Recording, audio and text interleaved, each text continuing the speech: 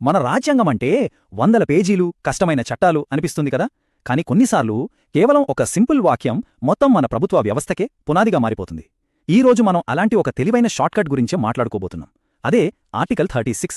ఈ చిన్న ఆర్టికల్ హక్కులకి బాధ్యతలకి మధ్య ఒక పవర్ఫుల్ బ్రిడ్జ్ని ఎలా కడుతుందో ఇప్పుడు చూద్దాం. ఓకే, ముందుగా ఒక సింపుల్ క్వశ్చన్తో మొదలుపెడదాం. మన రాజ్యాంగం దేశ ప్రజలందరికీ న్యాయం, సమానత్వం, వాళ్ల సంక్షేమం అన్నీ అందించాలని చెప్పింది. చాలా మంచిది. కానీ ఈ లక్ష్యాలను ఎవరు నెరవేర్చాలి? ఆ బాధ్యత ఎవరిది? సెంట్రల్ గవర్నమెంట్దా? స్టేట్ గవర్నమెంట్లదా? లేదంటే మన ఏరియాలో ఉండే లోకల్ బాడీస్దా? ఎవరిది?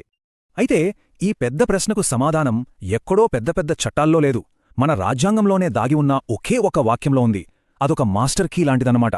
ఆ ఒక్క వాక్యమే మన గవర్నమెంట్ అనే ఈ పెద్ద మెషిన్ని మొత్తం నడిపిస్తుంది. సరే, ఇంతకీ ఆ కీలకమైన వాక్యమేంటో చూద్దామా? భారత రాజ్యాంగంలోని ఆర్టికల్ 36 ఏం చెబుతోందో ఇప్పుడు తెలుసుకుందాం. ఇదే ఆ వాక్యం.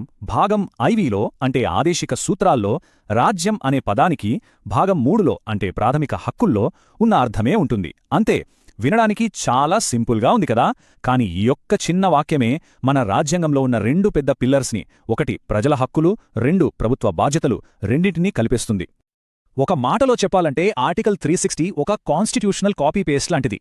సింపుల్గా ప్రాథమిక హక్కుల కోసం ఆర్టికల్ 12లో రాజ్యం అంటే ఏంటో చెప్పారు కదా, అదే డెఫినేషన్ని ఆర్టికల్ 36 కాపీ చేసి ఆదేశిక సూత్రాలకు పేస్ట్ చేసేస్తుంది. దీనివల్ల లాజిక్ చాలా క్లియర్ అవుతుంది. ప్రజల హక్కుల్ని కాపాడాల్సిన బాధ్యత ఎవరిదో, దేశ సంక్షేమాన్ని చూసుకోవాల్సిన బాధ్యత కూడా వాళ్లదే. సరే, ఎంతసేపు రాజ్యం రాజ్యం అంటున్నా కదా, మరి ఆర్టికల్ 12 ప్రకారం అసలు ఈ రాజ్యం అంటే ఎవరు? ఏ ఏ సంస్థలు దీని కిందకొస్తాయో ఇప్పుడు చూద్దాం. చూడండి, రాజ్యమంటే కేవలం ఢిల్లీలో ఉండే సెంట్రల్ గవర్నమెంట్ మాత్రమే కాదు.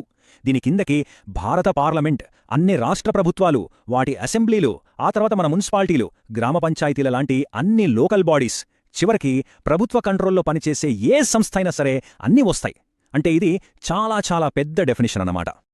ఓకే, ఈ లీగల్ డెఫినిషన్స్ అన్నీ బాగున్నాయి, కానీ ప్రాక్టికల్గా దీనివల్ల ఉపయోగమేంటి? మన డైలీ లైఫ్లో దీని ప్రభావం ఎలా ఉంటుంది? ఒక రియల్ లైఫ్ ఎగ్జాంపుల్ తీసుకుని అర్థం చేసుకుందాం. ఉదాహరణకి మన ఏరియాలోనే మున్సిపల్ కార్పొరేషన్నే తీసుకుందాం. ఆర్టికల్ 36 ఉండటం వల్ల ఆ కార్పొరేషన్ పని కేవలం రోడ్లు వేయడం, చెత్త ఎత్తేయడంతోనే అయిపోదు. దానికి ఇంకా పెద్ద బాధ్యతలు కూడా ఉంటాయి. ఇంతకీ అవేంటో చూద్దామా? సో ఒక మున్సిపల్ కార్పొరేషన్ రాజ్యం కిందకొస్తుంది కాబట్టి దానికి రెండు డ్యూటీస్ ఉంటాయి. ఒకటి, ప్రజల ప్రాథమిక హక్కుల్ని గౌరవించాలి, వాటిని ఎట్టి పరిస్థితుల్లోనూ ఉల్లంఘించకూడదు. ఇక రెండోది, ఆర్టికల్ 36 ఏం చెప్తోంది? పాలసీలు చేసేటప్పుడు ఆదేశిక సూత్రాలను కూడా పాటించాలి అని. అంటే వాటిని కూడా అమలు చేయడానికి ప్రయత్నించాలి. ఈ రెండు బాధ్యతలకు ఒకదానితో ఒకటి లింక్ ఉంది, వీటిని విడదీయలేం. అయితే ఈ ఆదేశిక సూత్రాలను అమలు చేయడమంటే ఏంటి? సింపుల్గా చెప్పాలంటే ఆ మున్సిపాలిటీ కేవలం రోడ్లు, డ్రైనేజీల గురించి మాత్రమే ఆలోచిస్తే సరిపోదు. సోషల్ జస్టిస్ అంటే సామాజిక న్యాయాన్ని కూడా దృష్టిలో పెట్టుకోవాలి. ఫర్ ఎగ్జాంపుల్, మున్సిపల్ స్కూళ్లలో మంచి చదువు అందేలా చూడటం, గవర్నమెంట్ హాస్పిటల్స్లో మంచి ట్రీట్మెంట్ ఇవ్వటం, మన కాలనీల్లో పార్కులు శుభ్రంగా ఉంచటం, పారిశుద్ధ్యం, ఇవన్నీ కూడా ఆ మున్సిపాలిటీ బాధ్యతే అవుతుంది. ఓకే, ఇప్పుడు కొంచెం జూమ్అవుట్ చేసి బిగ్ పిక్చర్ చూద్దాం. ఈ ఒక చిన్న ఆర్టికల్ మన దేశ పరిపాలనకి, ఒక వెల్ఫేర్ స్టేట్ అంటే సంక్షేమ రాజ్యాన్ని నిర్మించడానికి ఎంత ఇంపార్టెంటో అర్థం చేసుకుందాం. ఆర్టికల్ 36 ప్రాముఖ్యతని మనం 3 పాయింట్లలో చూడొచ్చు. నంబర్ 1, ఇది సెంట్రల్ గవర్నమెంట్ నుంచి గ్రామ పంచాయతీ వరకు అందరికీ ఒకే రకమైన బాధ్యతను గుర్తుచేస్తోంది. నంబర్ 2, అయ్యో ఇది మా పని కాదు అని ఏ గవర్నమెంట్ ఆఫీసు చేతులు దులుపుకోవడానికి వీల్లేదు. ఇక మూడోది, ఇది చాలా ముఖ్యం, ప్రతి ఒక్కరి సంక్షేమం చూసుకోవడం ప్రభుత్వ బాధ్యత అనే ఐడియాని ఇది బలంగా నాటుతోంది. దీని ఫలితమేంటంటే ఢిల్లీలో ఉండే కేంద్ర ప్రభుత్వం నుంచి మారుమూల గ్రామంలోని పంచాయతీ వరకు ప్రభుత్వంలో ఉన్న ప్రతి భాగం కూడా రాజ్యాంగ లక్ష్యాలను సాధించడానికే పనిచేయాలి. దీనినే కాన్స్టిట్యూషనల్ కంటిన్యూటీ అంటారు. అంటే గవర్నమెంట్ పాలసీల్లో ఒక కన్సిస్టెన్సీ, ఒక కమిట్మెంట్ ఉండాలన్నమాట. ఈ పాయింట్ చాలా ఇంపార్టెంట్, బాగా వినండి. ఆదేశిక సూత్రాలు నాన్ జస్టిషియబుల్. అంటే గవర్నమెంట్ ఫలానా స్కీమ్ పెట్టలేదని మనం కోర్టుకెళ్లి కేసు వెయ్యలేం. కానీ ఇక్కడే ఉంది అసలు విషయం. ప్రభుత్వాలు ఏ చట్టం చేసినా, ఏ పాలసీ తెచ్చినా ఈ సూత్రాలను ఖచ్చితంగా ఫాలో అవ్వాలి. ఇవి జస్ట్ సలహాలు కాదు, దేశాన్ని ఎలా పాలించాలో రాజ్యాంగమిచ్చిన డైరెక్షన్స్.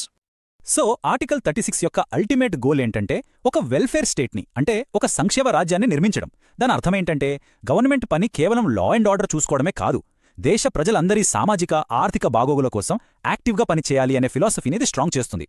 సో ఫైనల్గా మనం గుర్తుపెట్టుకోవాల్సిన విషయం ఇదే: ఆర్టికల్ 36 అనేది ఒక ఇంజిన్ లాంటిది. ఇది పార్లమెంట్ నుంచి పంచాయతీ వరకు మొత్తం గవర్నమెంట్ మెషినరీని ప్రజల సంక్షేమం అనే ఒకే ఒక లక్ష్యం వైపు నడిపిస్తుంది. ఇది హక్కుల్ని బాధ్యతలతో కనెక్ట్ చేసి మన పాలనకి ఒక మారల్ కంపాస్లా పనిచేస్తుంది. వెళ్లే ముందు ఈ ప్రశ్న గురించి ఒక్కసారి ఆలోచిద్దాం. రాజ్యాంగంలోని ఈ ఒక్క సింపుల్ వాక్యం మన ప్రభుత్వాలు రోజూ తీసుకునే నిర్ణయాలని, వాళ్ళు తెచ్చే స్కీమ్లని, చివరికి మనందరి జీవితాన్ని ప్రభావితం చేసే పాలసీలని నిజంగా ఎంత లోతుగా షేప్ చేస్తోందో గదా.